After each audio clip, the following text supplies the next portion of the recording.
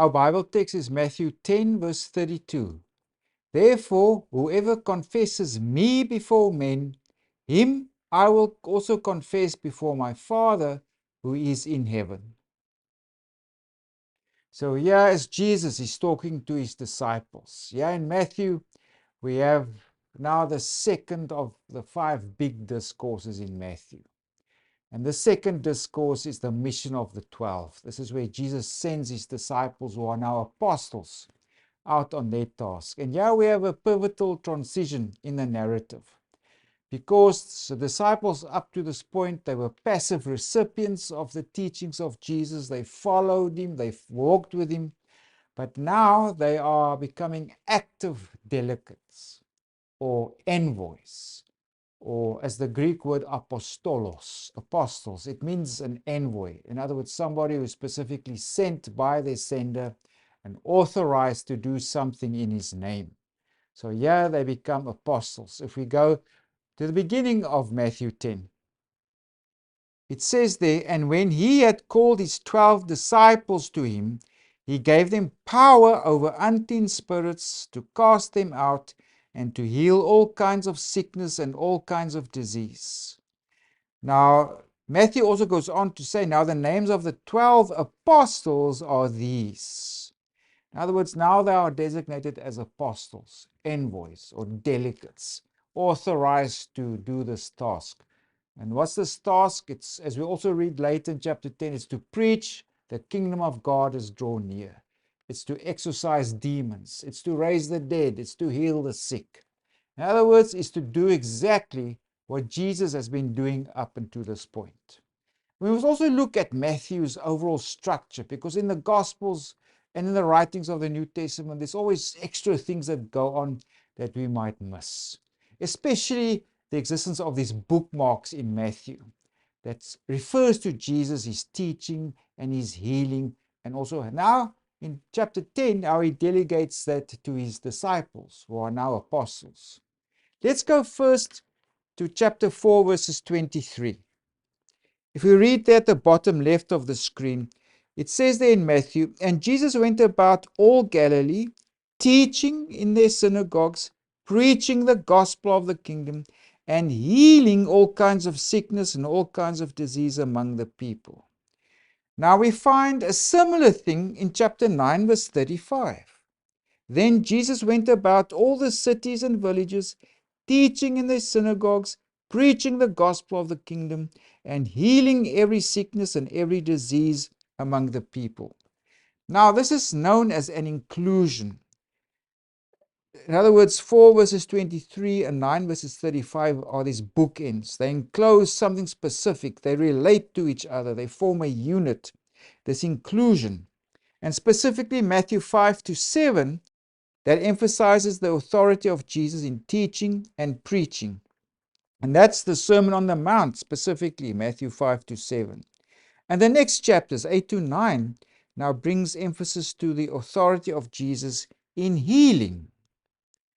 But also, in chapter 11, verse 1, we find another similar passage. Now it came to pass, when Jesus finished commanding his 12 disciples, that he departed from there to teach and to preach in their cities. So there's another inclusion, another bookend. So we have 3 bookends, at 4 verse 23, at 9 verse 35, and also at chapter 11 verses 1. They refer to this preaching and healing, etc. But specifically in Matthew 10, it's where Jesus, the authority of Jesus, he delegates it to his apostles. They are disciples, but now they are active apostles, his envoys, his delegates. And they're going to do themselves exactly what Jesus has been doing. So look out for the structure in the Gospel of Matthew that revolves about this authority in preaching and healing. That's firstly Jesus, because he's the Son of God, he's the Messiah, but also his apostles, that Jesus has sent his apostles to do exactly what he has been doing. So in Matthew 10 now, Jesus selects his 12 disciples who will now become apostles, these active delegates who have received authority from Jesus to do these things. And first, Jesus describes the nature of the mission, the first portion of chapter 10 also. He says, only go to the lost house of the sheep of Israel, go greet them and let them welcome you into their homes. And if they reject you, shake the dust from your feet, etc. It's the nature of the mission.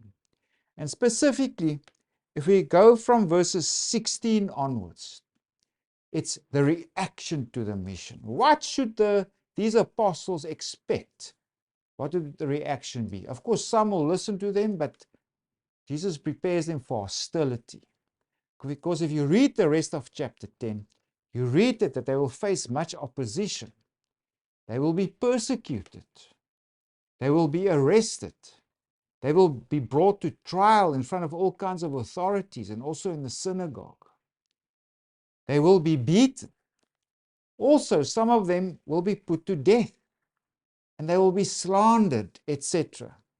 So, fierce hostility that they might expect.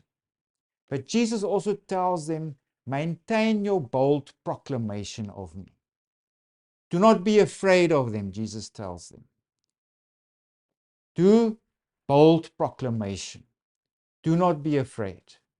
Jesus also draws a parallel. Just before our immediate Bible text, Jesus says this: a disciple is not above his teacher, nor a servant above his master. It is enough for a disciple that he be like his teacher, and a servant like his master. If they have called the master of the house Beelzebub, how much more will they call those of his household? So people have called Jesus Beelzebub. It's the name, another name for the devil. There were different names for the devil. Firstly, there is Satan, it actually means the accuser. The word devil, or in Greek, diabolos, it actually means the slanderer.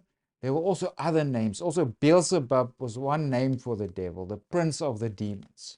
So they called Jesus this name, Beelzebub. So he says, if they call me Beelzebub, you also, what do they think they're going to call you?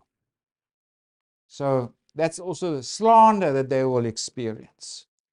But Jesus also tells them, therefore do not fear them. Also, a bit later on in the narrative, and do not fear those who kill body but cannot kill the soul. Because the point of Jesus also is God is in control of everything. God sees everything. God knows everything. Do not fear them. Do not fear this opposition. And specifically, now we can also come to our Bible text. The call is again, do bold proclamation. Do not go back. Do not hide. Do not be afraid. Do bold proclamation of Jesus. For his apostles here, but that's also true for all Christians. Our Bible text reads, therefore, whoever confesses me before men, him I will also confess before my Father who is in heaven. There's also double parallelism here, because Jesus now states the opposite in the next verse. But whoever denies me before men, him I will also deny before my Father who is in heaven. So don't deny Jesus, don't deny the message of the kingdom and all the benefits and salvation that it brings, because you are going to face persecution, opposition, also division within family opposition. Even people within your own family will betray you and hand you over to the authorities, etc. So this is Jesus. He's now commissioning 12 disciples who become apostles, active delegates or envoys who represent his authority, who preach the kingdom of heaven, who bring healing, who perform exorcisms. And of course, they just continue what Jesus has done up until this point in time.